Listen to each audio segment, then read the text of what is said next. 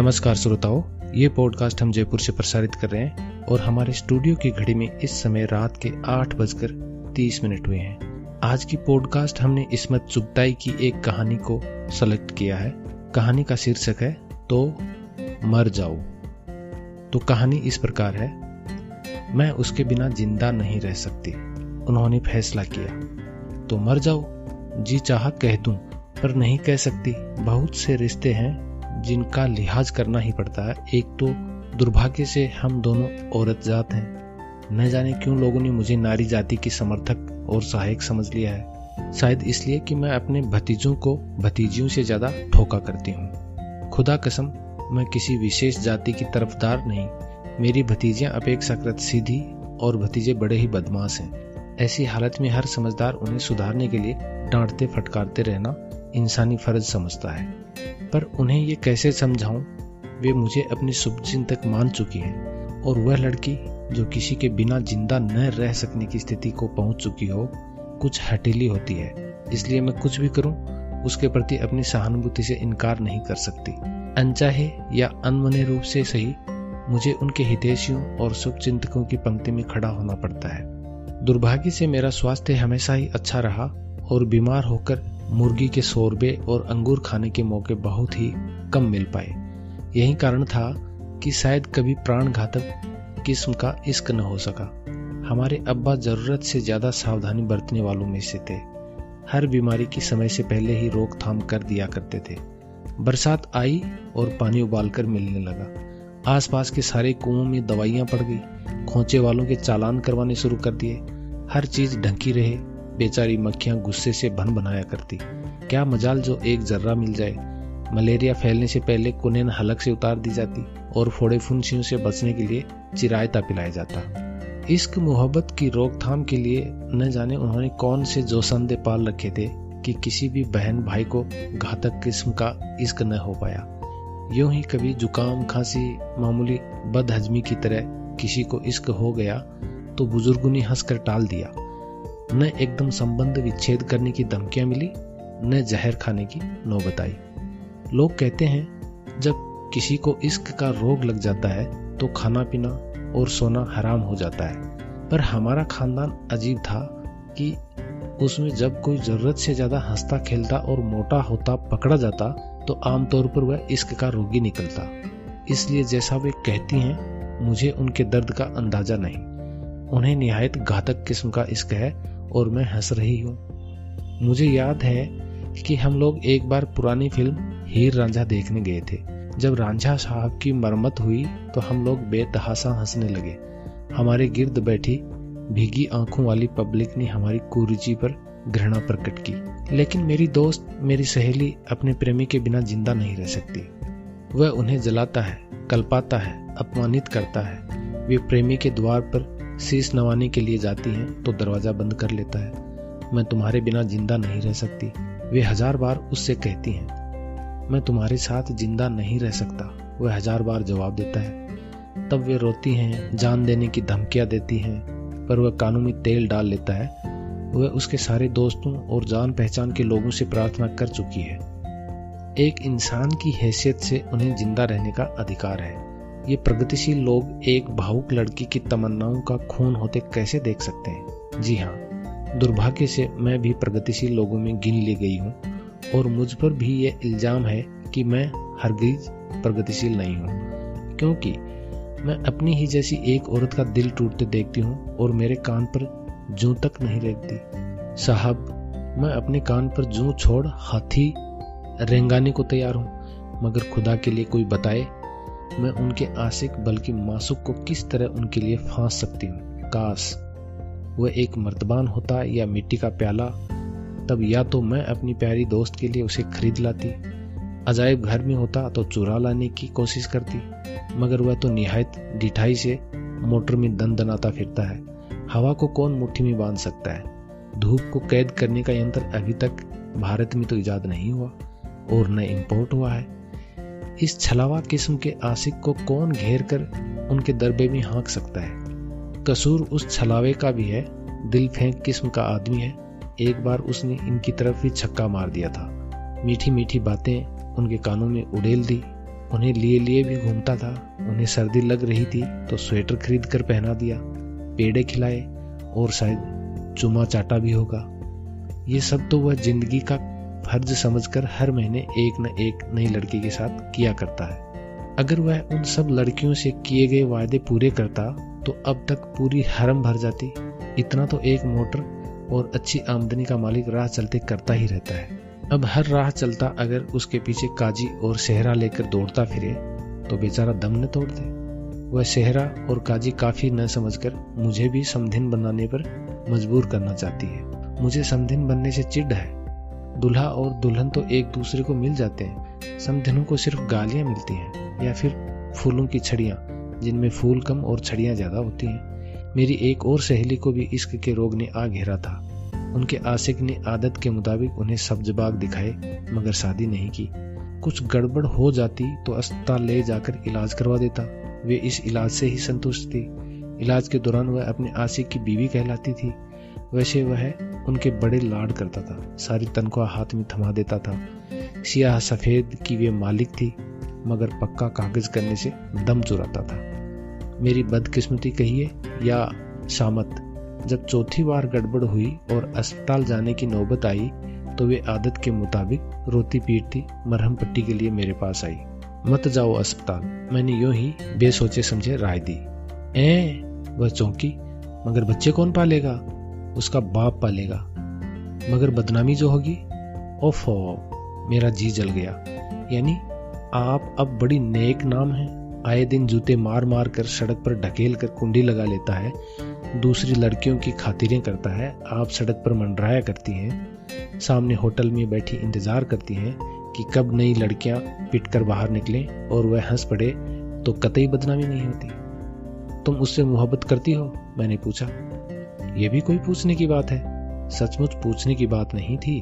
वह उस मरखने बैल के लिए अपनी बच्ची और पति तक को छोड़ आई थी जिसने हिलकर पानी नहीं पिया था। वह उस जालिम के लिए चूल्हा झोंकती थी, उसके बिसांदे कपड़े धोती थी, शराब पीकर इतना मारता कि उत्तू बना देता। ये सूजा हुआ मुंह लिए उसकी सेवा में लगी रहती, इसलिए कि अस्पताल में भर्ती कराते वक्त वह उन्हें अपनी मिसेज बताता था। तो फिर उसका बच्चा नहीं पाल सकोगी? वो सोच में पड़ गई और थोड़े दिनों बाद एकदम उनकी शादी हो गई। हम दौड़े दौड़े गए बधाई देने। मियाँ बीवी दोनों ने बड़ी ही उपेक्षा से हमारी तरफ देखा और फ्लैट में ताला डालकर सिनेमा चले गए और हम भौंचक्के रह गए कि हमने तो तरकीब बताई और हम ही दूध की मक्खी बने। मालूम हुआ दूल्हा इसलिए खफा था कि हमने लड़की को बहकाकर उसे फंसा दिया। दुल्हन इसलिए नाराज कि हमने उसकी बड़ी बड़ी दुर्गति देखी थी और अब वह निहायत ऊंची सोसाइटी में उठना बैठना पसंद करती थी और हम उसके भयानक अतीत की यादगार थे। दूल्हा कुछ दिन बाद फिर मरखना बैल बन गया। उन्हें मारता है, नई लड़कियों से दोस्ती करता है। पहले शायद उसकी आत्मा धिक्कारती थी कि एक मजबूर औरत को रखेल की जिल्लत दे रखी है। अब उसका दिल साफ है और शरीफ आदमियों की तरह उसे ठोंकता है और रुपया ऐश में उड़ाता है। हालांकि ये नुस्खा एक बार उल्टा पड़ चुका था, पर अपना पीछा छुड़ाने के लिए मैंने फिर अपने आशिक के बिना जिंदा न रह सकने वाली अपनी दोस्त को थमा दिया। वह बहुत गुस्सा हुई। क्या समझती हो उन्हें? मैंने देखा ये नुस्खा इस्तेमाल नहीं करेगी, बस वहीं जमा दिए पैर ताकि खुद जिम्मेदारी से अलग हो जाए। लोग कहेंगे मैं मासूम लड़कियों को कितनी गलत सलाह देती हूँ। मैं सचमुच बहुत लज्जित हूँ। दरअसल मैं इश्क के मामले में निहायत थर्ड क्लास सलाहकार हूँ। मैंने इश्क को हमेशा दिल और दिमाग को तरावट देने वाली चीज समझा है। मैं प्लेग और हैजे की तेजी रखने वाले इश्क के सिलसिले में जहरे कातिल हूँ। मेरी मोहब्बत पाक और रूहानी है। उन्होंने अभिमान से गर्दन ली। मोहब्बत हमेशा ही पाक होती है। एक वेश्या की मोहब्बत भी, वे जल गई। वह सबसे ज्यादा पाक और पवित्र होती है। जिस्म बेचने को पाक पवित्र मानती हैं। व्यापार का नहीं, मोहब्बत का जिक्र था। रहा रूहानी इश्क तो उससे क्या मतलब है पूजा? हाँ, वे जोश से झूम उठी। तो कौन मना करता है? पूजा करो, डटकर करो। उसमें उस नक्शे से इजाजत लेने की क्या जरूरत है? वह कर भी क्या सकता है? और रूहानी मोहब्बत में निकाह की क्या जरूरत है? क्या ख्याल भी हरामी हलाली हुआ करता है? तुम शौक से उसे अपना रूहानी सोहर बना लो, वह तुम्हारे चंगुल से नहीं बच सकेगा। आप नहीं समझती, मैं खूब समझती हूँ। मुझे खुद सहगल से इश्क था, उसकी आवाज सुनकर कलेजा निकल पड़ता था। मोतीलाल से इश्क था, अशोक कुमार ने नींदें उचाट कर दी थी। और तो और किसी जमाने में गुरुदेव टैगोर से इश्क हो गया था।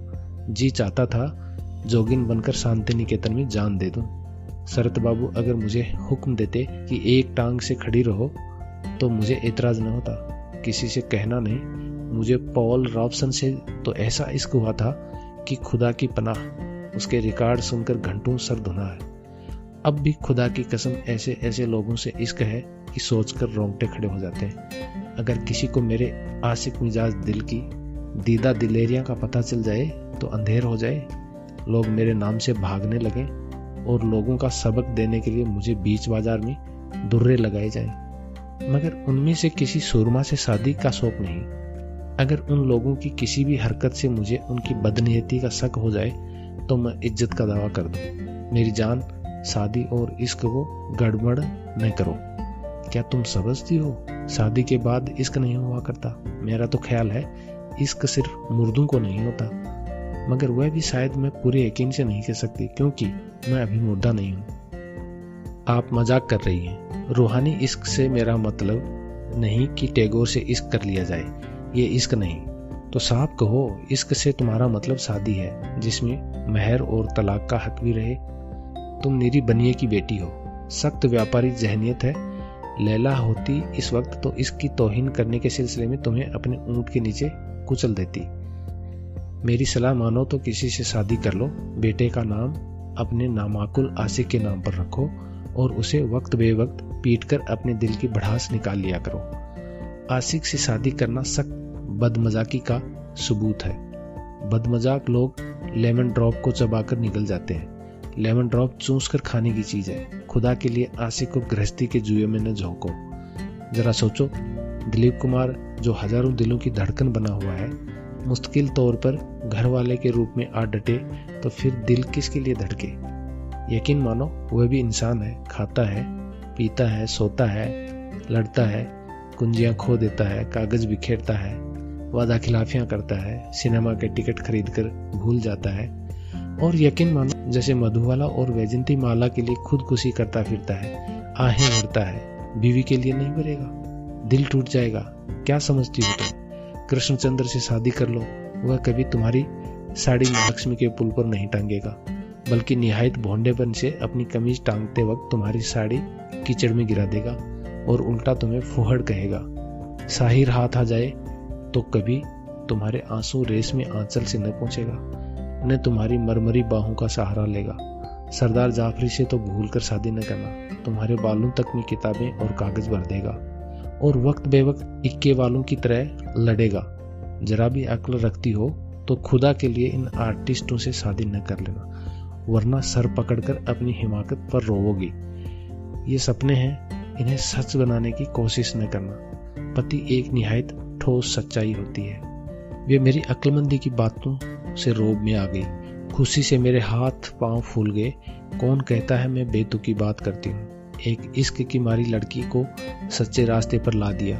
अब यह धूमधाम से शादी करेगी, बच्चे जनेगी, दुनिया सजेगी।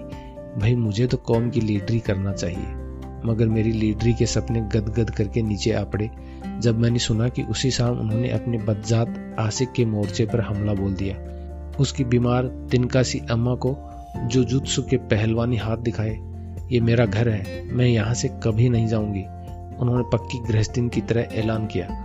तुम उसकी माँ नहीं, डायन हो, उसकी कमाई पर नागिन बनकर बैठी हो सकने वाली बहू ने चीख चीख कर कहा और बड़ी मुश्किलों से धक्के देकर उन्हें घर से निकाला गया। तब निकली। अब मेरी कमबख्ती देखिए, जैसे ये सारे धक्के मेरी ही पीठ पे लगे हों। लोग बिल्कुल ठीक कहते हैं, मैं निहायत अहमक हूँ, मैं उसके बिना जिंदा नहीं रह सकती। वे बड़े विश्वास से कहती हैं तो मुझे क्यों आपत्ति है? मैं उनसे कह क्यों नहीं देती? तो मर जाओ, खैर आइंदा कह दूंगी। तो इस प्रकार से आज ये इस्मत चुगताई की एक कहानी आपके लिए हमने पेश की। आप हमारे YouTube चैनल को भी फॉलो कर सकते हैं। हमारा YouTube चैनल है डिस्कवरी ऑफ राजस्थान। अगर आप हमारे से WhatsApp के थ्रू जुड़ना चाहें तो हमारा WhatsApp नंबर है 9680615806। तो आज की पॉडकास्ट को यहीं विश्राम देते हैं। मिलते हैं किसी दिन किसी नई पॉडकास्ट के साथ। तब तक के लिए नमस्कार।